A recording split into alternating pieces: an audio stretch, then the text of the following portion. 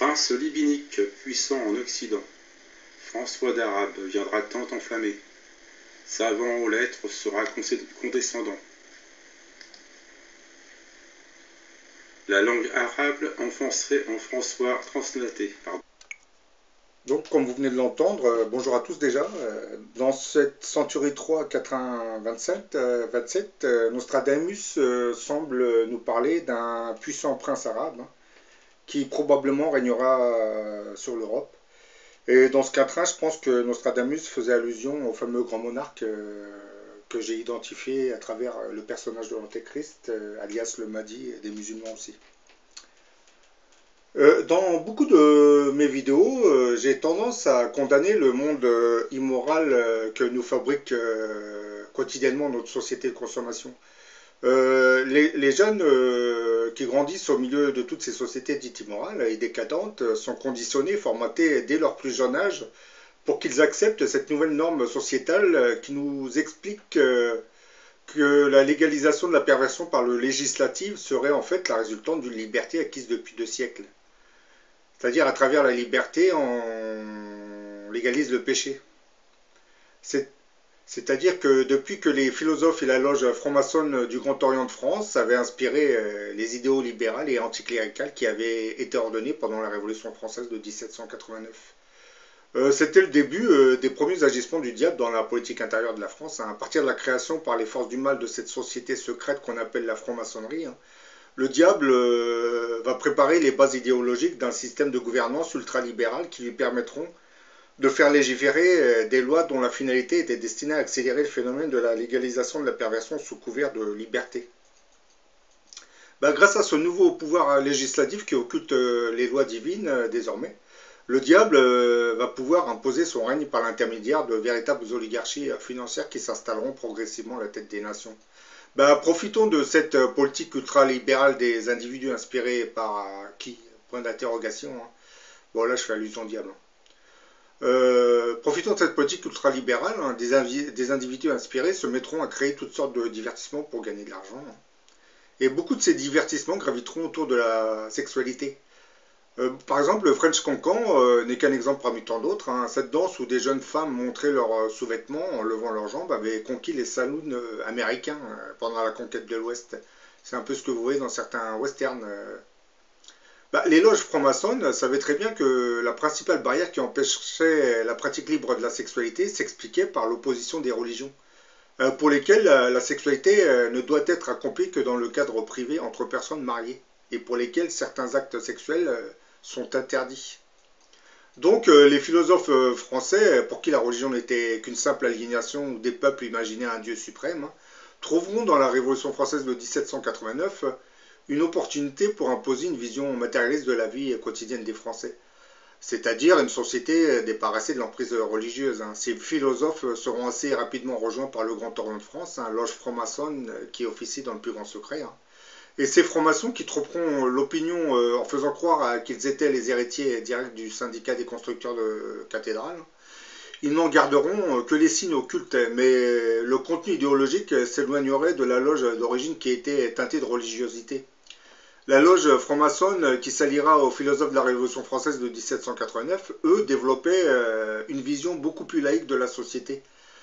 Cette loge franc-maçonne sera l'initiatrice d'un mouvement idéologique dont la base même reposera sur l'anticléricalisme.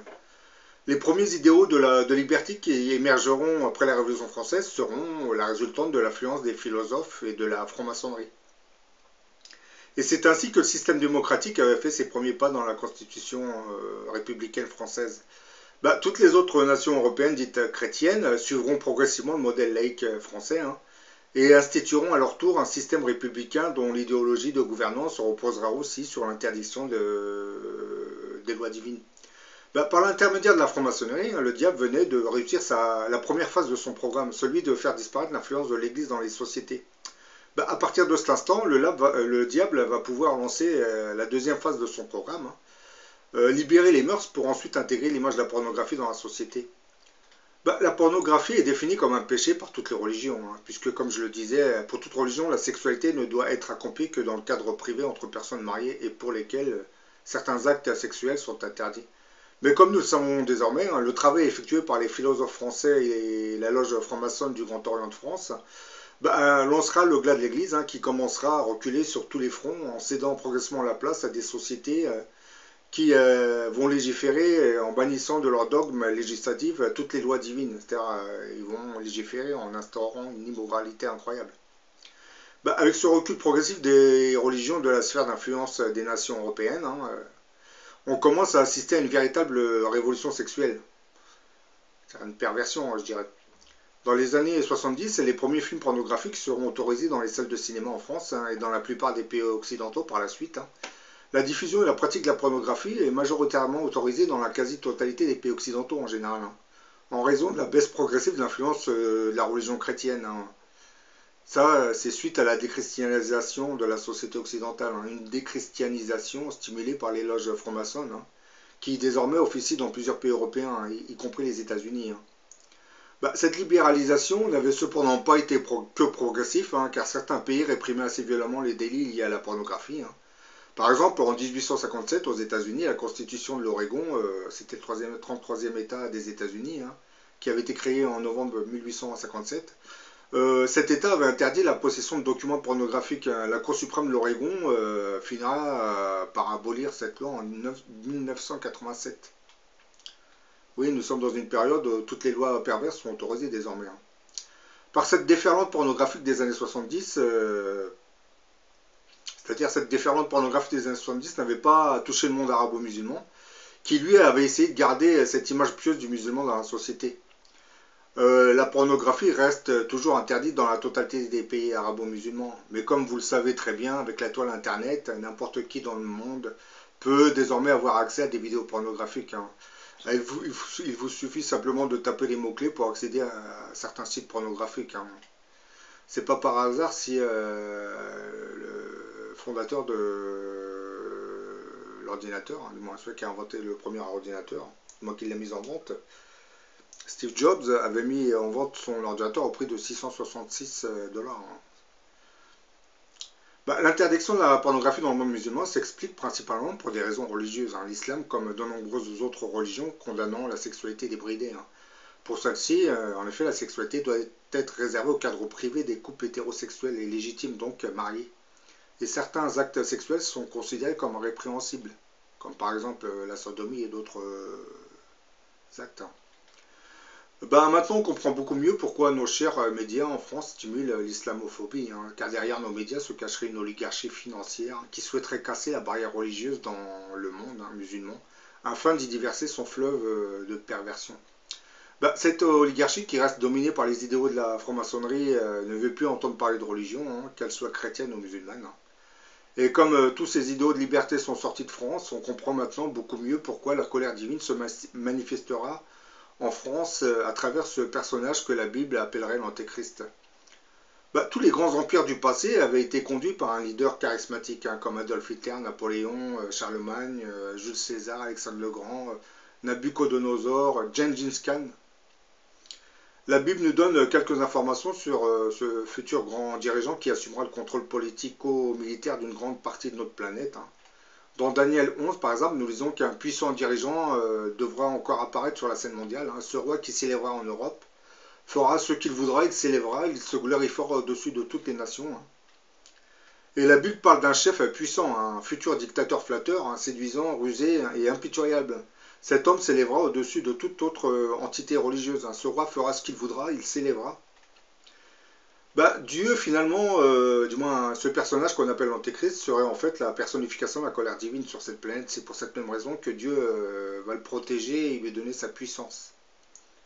Puisque l'Antéchrist, que toutes les religions condamnent, en réalité, il est envoyé par le Créateur des mondes. C'est ça le problème. Donc c'est bien de le dénoncer, mais les religions se contredisent et elles ne disent pas que son pouvoir lui viendra de Dieu. C'est ça la contradiction avec nos religieux. Dieu utilisera des hommes cruels comme le futur roi du Nord, hein, pour punir son peuple hypocrite, qui prétend l'adorer et imprime son nom sur sa monnaie. Là on fait allusion aux Américains, hein, mais qui n'agit pas selon ses commandements. Oui, on imprime son nom sur la monnaie, sur les billets, mais bon, On se contrefout complètement des dogmes religieux, puisque la République américaine, c'est une république laïque hein, qui autorise toutes les aberrations. Ces derniers temps, vous avez vu l'attaque à Las Vegas, hein, on vend des armes le plus légalement du monde. Hein. La pornographie est légalisée, les magazines porno, les premiers magazines porno de Larry Flint avaient été légalisés, donc oui. On parle du puritanisme américain, mais en réalité, ce puritanisme américain vit dans une hypocrisie incroyable. Hein. C'est très bien de vivre autour d'une église, mais quand on sait que ceux qui dirigent le pays légalisent toutes les aberrations possibles, ça ne sert à rien d'aller prier dans l'église en laissant le mal se répandre. Hein. Parce que ces gens vont prier l'église, dans l'église, et lorsqu'ils sortent de l'église, surtout les blancs du sud, certains blancs, je dirais pas tous, hein, ils sortent de l'église en vociférant des insultes envers les populations noires. C'est pour vous dire, hein, c'est pas ça l'enseignement du Christ, c'est pas ça. Hein, le Christ vous demande d'aimer votre prochain, il vous demande pas d'insulter la couleur de l'autre. Hein. Donc vous voyez, ils vont prier, mais en réalité, c'est un peu comme les musulmans d'aujourd'hui. L'islam, c'est devenu une coquille vide. On va faire la prière, lorsque quelqu'un va passer devant un musulman pour demander l'aumône, le musulman va lui dire j'ai pas d'argent. Voilà. Ce futur Hitler exécutera la colère divine. Hein. Je parle bien entendu de l'antéchrist, hein, particulièrement contre plusieurs peuples sur ce monde, hein, qui, en tant que nation, ont rejeté les valeurs divines pour se tourner vers les plaisirs du péché et de ses commodités. Hein. C'est ce que je viens de dire depuis le début. Hein. On est vraiment dans une société démoniaque. Hein. Le diable est en train de ce monde. Bon, je vous dis à la prochaine pour une autre vidéo. Pensez au 4.1, du moins la Century 3 4.27. Nostradamus parle bien d'un prince puissant qui viendra en Europe. Lorsqu'on dit libinique, ça ne veut pas vraiment dire Libye. Hein. C'est une mauvaise interprétation, une mauvaise traduction. Hein. Et bon, pour ceux qui ont vu le film de Steven Spielberg, La Guerre des Mondes, tout au début, vous avez une scène où la mère dit à son mari, qui est joué par Tom Cruise, n'oublie pas de dire à ton fils qu'il a une dissertation à faire hein, sur la colonisation de l'Algérie par la France. Moi, personnellement, quand j'ai vu cette phrase, j'ai été surpris parce qu'elle n'existe pas dans le scénario original du film. Et si Steven Spielberg a glissé cette phrase dans le film, c'est pas par hasard. C'est qu'en gros, il nous a envoyé un message, je ne vais pas dire subliminal, mais un message assez subtil, hein, pour nous dire que faites très attention, parce que ce grand monarque, il y a de grandes chances qu'il soit lié à la France et à l'Algérie, ces deux pays. Parce que je vois pas pourquoi il a dit dans ce film, il a intégré cette phrase, dis à ton fils d'aller faire une dissertation sur la colonisation de la France, la colonisation de l'Algérie par la France. C'est que notre Steven Spielberg doit avoir des informations que le gouvernement américain a aussi, hein, et que le gouvernement français possède. Pour ce qui est du gouvernement français, je dirais même que si demain des extraterrestres prenaient contact avec ce gouvernement et feraient descendre des appareils, il n'en parlerait même pas à sa propre population, c'est pour vous dire. Parce que, comme vous savez, Macron est devenu le nouveau président de la République, hein, Macron. Je veux dire, la Banque de France est devenu le prochain, est devenu le président de la République. Hein. Il faut plus l'identifier par la Banque de France. Hein. Et je pense que les services secrets ont dû lui annoncer certaines informations qui l'intriguent. Et lui-même, je pense qu'il ne sait pas trop quoi faire pour le futur, parce que les événements commencent à s'assembler. Donc ce futur grand monarque, il y a de grandes chances qu'il soit réellement né dans les années 70, comme le dit la prophétie bouddhiste. Et que le gouvernement est au courant de sa présence, mais bon, probablement que, comme je le dis, c'est probablement l'origine de cette personne qui intriguerait, qui inquiéterait les autorités du pays. Parce que si on nous dit que l'antéchrist, alias le grand monarque, correspond au Mahdi des musulmans, ça sous-entend que le grand monarque aurait des origines arabes. Alors vous imaginez une personne d'origine arabe contrôler, gouverner le pays? Le problème, c'est que si c'est bien cette personne, c'est qu'il ne va pas contrôler que la France, il gouvernera les trois quarts du monde. Donc, Si le gouvernement essaie de freiner l'essor de ce personnage, il va se casser, du moins, il va se retrouver les pieds au mur. Parce que je pense que toutes les prophéties et les desseins de Dieu sur terre se réalisent progressivement. Nabucodonosor avait bien envahi Israël au 5e siècle après Jésus-Christ, hein. Napoléon avait bien envahi une partie de l'Europe, puisque Napoléon Bonaparte est tombé sur les prophéties qui faisaient allusion au mystérieux grand monarque. Et donc il s'est pris pour ce mystérieux grand monarque. C'est pour cette même raison qu'il a commencé à envahir les pays voisins. Et pourquoi il s'est attaqué à la Russie? Pour la même raison, parce qu'on nous explique que ce grand monarque contrôlera les 3/4 de ce monde. Mais bon, Napoléon s'est vite rendu compte qu'il ne correspondait pas à cette prophétie. C'était pas, la prophétie ne parlait pas de lui, parce que vous savez comment ça s'est terminé, hein, la défaite de Waterloo. Bon, là, je vous laisse, hein, pour plus tard, hein. Et à la prochaine pour une autre vidéo.